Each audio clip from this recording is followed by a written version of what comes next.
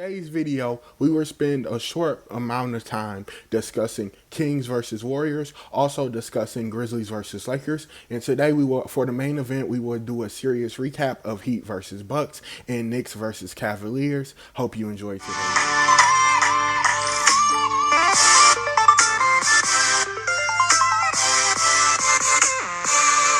Welcome. You're tuning in to Sports Talk with Steve Connor, coming from you from my bedroom, in the corner of my bedroom. As you can see from the intro, we have a very interesting show. Let me get quick into it real quick with these first two analogies real quick. Kings and Warriors. Warriors took Game 6 on the road. As we all know, the Warriors struggled all year on the road. And when it mattered the most, they stepped up on the road. They took a 3-2 lead. Their whole team showed up, including Draymond Green. Draymond Green can say whatever it is he want to talk. Whatever it is he want to talk, let him talk it. Let him talk it. I would feel the same way about Dillon Brooks if Dillon Brooks contributed to his team's success. But Dillon Brooks just shoot brick after brick after brick after brick after brick. So shout out Draymond Green. Shout out the Golden State Warriors. Unlike the Cleveland Cavaliers and the Milwaukee Bucks, the Kings did not self-destruct. That's not what happened. It's just that it was a really good game. And the Warriors just got helped and rosing up. Kevon Looney is one heck of a man, too. His rebounding skills are out of this world. But Draymond Green dropped a 20-piece extra crispy. And shout out to them. Just shout out to them. Shout out to the Kings. This is an amazing series. I really wish that the Suns and Clippers series was like this. Also, the Cavs and Knicks series was like this. But unfortunately, they were not like this. But this is by far the best series in the first round of the NBA playoffs. Can't wait for Game 6. Hopefully, Sacramento can force a Game 7. I believe they can. I believe they will. However, I got Golden State in 7. That's my new prediction for this series. Moving on, past that series, we have the Grizzlies and Lakers. It was pointed out to me that the Grizzlies and Lakers series is like the Grizzlies and Warriors series of last year. It's the exact same format. Especially since what happened last night, the Lakers got absolutely slapped by the Grizzlies. And we forget that the Grizzlies blew the crap out of the Warriors in Game 5 last year. Now it's going to Game 6. It was the Golden State Warriors home last year. It's going to Staples Center this year. Lakers should win. If the Lakers don't win, they need to panic because Game 7 in Memphis is going to be one tough task, one tall task. But I believe LeBron and the guys will get it together. John Morant and Desmond Bain did an amazing job. They look like, whoo. That backcourt was something special last night. They showed why they was one of the best teams in the NBA this year. That's what they did last night. They showed it. And shout out to Anthony Davis, who had a double-double. He played his heart out. LeBron, my guy LeBron looked gassed last night. He looked gassed. He looked tired. But I wouldn't worry too much, Lakers fans. I think LeBron is going to come back for Game 6, and they're going to take care of business. Moving on, let's talk about these quick series recaps I have. I just want to give a few thoughts. I'm going to start off with the Heat and the Bucks. Jimmy Butler is that guy. 128-126 in Game 5. The Miami win. Oh, Steven, are the Heat forcing the Game 6? Oh, that's interesting. The Bucks are going to win anyway. Don't you worry. Oh, no, y'all. No. Believe it or not, that's it for Milwaukee. The Heat have won the series. Gentlemen swept them 4-1. Giannis last night had 38 and 20. Chris Middleton 33, 6 and 6. And shout out to Brook Lopez 10 and 18. Drew Holiday 16 and 9. 9 rebounds, 16 points. The Bucks just self-destructed. That's all that happened. I think Giannis was running from the ball at one point. Giannis missed like 13 free throws last night. The Bucks just altogether struggled. And not only the players, but their head coach is gone. He's fired 100%. He should have been fired the year they won the title. But his saving grace was that they won the title. His time is up. He fails to do what's necessary to get the job done. And what I mean by that is Jimmy Butler was straight out here giving them buckets, y'all. Giving them 35, 25, 30, 56, 42 points, Why didn't you put Giannis on this man? Why didn't you put Giannis on this man? You kept letting Chris and Drew guard him like they were gonna do something. Clearly they couldn't. Grayson Allen. Clearly they couldn't stop him. Clearly they didn't know what they was doing with him. They did not know what they was doing. This man did not adjust. He did not adjust. He let the Heat go on runs where he should have called timeouts. He didn't call timeouts at the end of the game. He should have called a timeout to advance the ball. He didn't do that. I guess he's saving his timeouts for next year. I guess he was saving his timeouts for game 8 of the season. I don't know. I don't know what this man was doing. But he just got out coached and showed that he is an below average coach. I really believe that. He's a below average coach. And the only thing that saved him was the simple fact that Giannis turned into a superhero and couldn't miss in the finals in 2021. And that's what happened. That is literally what happened. That was his saving grace. They self-imploded, and he's part of their fault. Giannis couldn't hit a free throw. Like I said, Giannis was running from the ball at one point. And I honestly don't know. I don't know what happened to Giannis. Giannis just had a tough game, y'all. His stat line looked fine, but he really wasn't having a good time.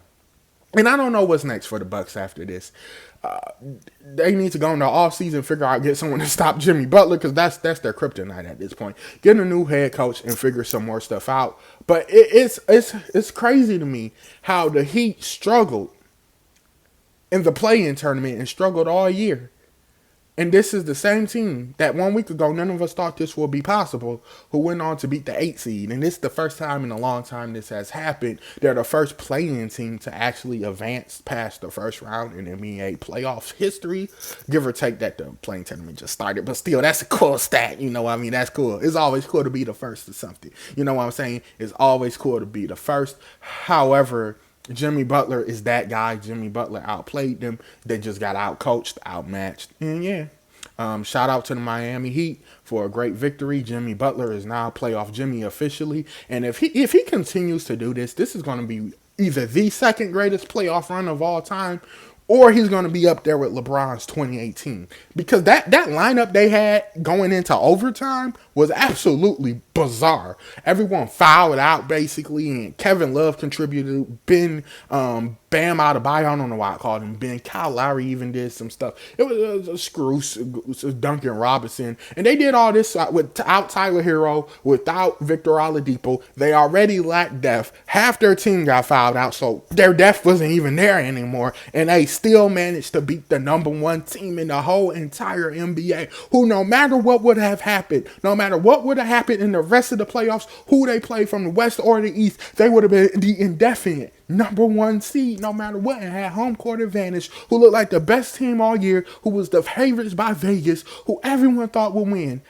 They went home in the first round. And I believe they're the first title favorites to lose since the Dallas Mavericks, who lost to the We Believe Warriors in 2007 with Baron Davis, that team. I believe this is the first time since then that the title favorite has lost in the first round. Moving on to the last part, the main event. The New York Knicks absolutely smoked the Cleveland Cavaliers. 106-95 was the final score. RJ Barrett stepped up 21 points. Julius Randle stepped up with 13 points. Unfortunately, he got hurt, but he did so much better than he did in a previous game. He got benched the whole entire fourth quarter because he didn't do good. And they benched him last game. And their Coach Tibbs is better, miles better than the Bucks coach will ever be, because he's willing to adjust and do stuff like that. What happened with Milwaukee still is irking me, y'all. They coach really let them down to me. And they just got outplayed by Jimmy Butler. That's all it was. They were up by 16 at one point. They had a big lead in game 4 as well, and they just blew it. But moving on, Mitchell Robinson, this young man right here. Him and Josh Hart, y'all. 18 rebounds. 12 rebounds for Josh Hart. 18 for Mitchell Robinson. Josh Hart scored 4 points. Mitchell Robinson 13. Jalen Brunson, shout out Quickly, 19 points. And Toppin, who scored 12 points. Toppin, of course, started because Julius Randle got hurt. So he came out, I believe, the start of the second half and scored the first 5 or 7 points. Shout out to him. He really stepped up and helped out this team. The whole Knicks organization stepped out. And Jalen Brunson, who has 23 points, he showed why he got paid. He showed why he deserved that money.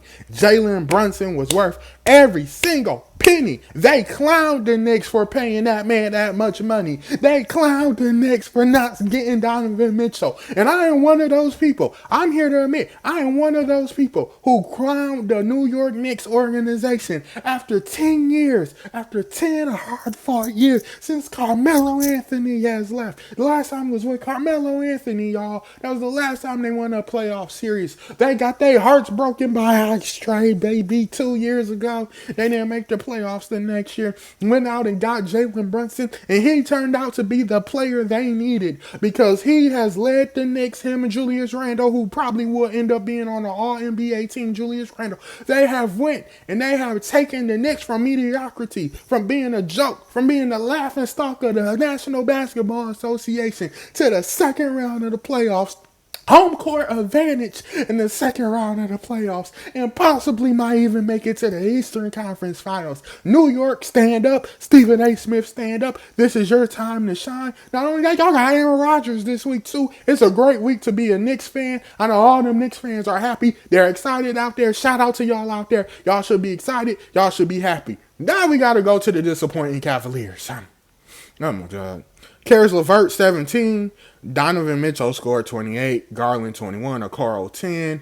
Mobley, 6. But let's take a look at these rebounding stats. 48 to 30. 17.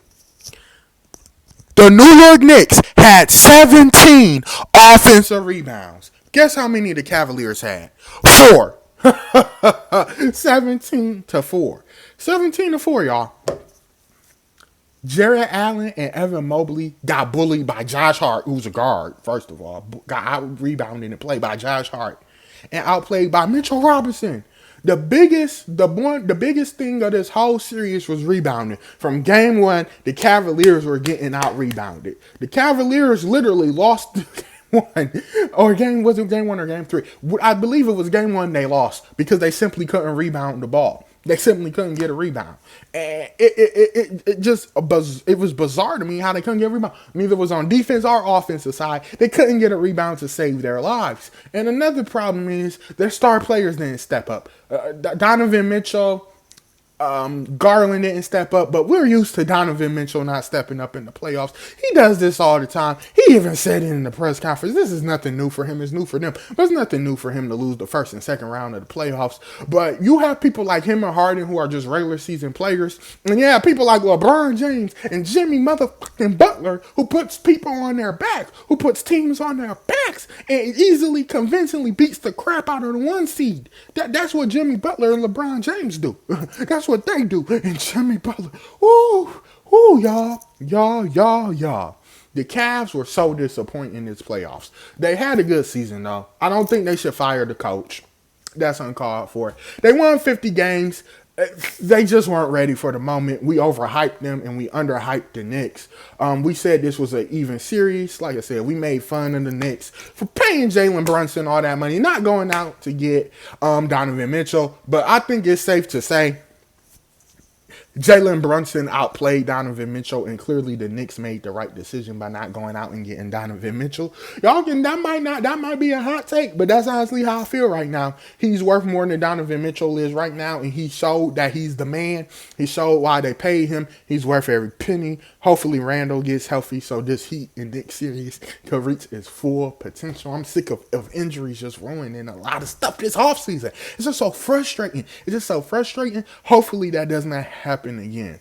But y'all, the Miami Heat, Jimmy Butler, eliminated the Milwaukee Bucks, and the New York Knicks manhandled the Cleveland Cavaliers. Like I said, once again, the main problem in that series for the Cavaliers was they didn't have enough bench depth. Their star players didn't step up. The whole team didn't step up, and they just got out-rebounded, out-coached, and outplayed. That's all that happened. That's all that really happened. It's nothing left more for me to say other than they need to go out, get some veterans, get some bench help, and a whole lot of other stuff. If you love sports-related content, make sure you like, comment, subscribe, and share, and hit that post notification bell. Thank you all for watching it. I appreciate it. Until next time, remember, I love you. Be good, people. Stephen Conner out.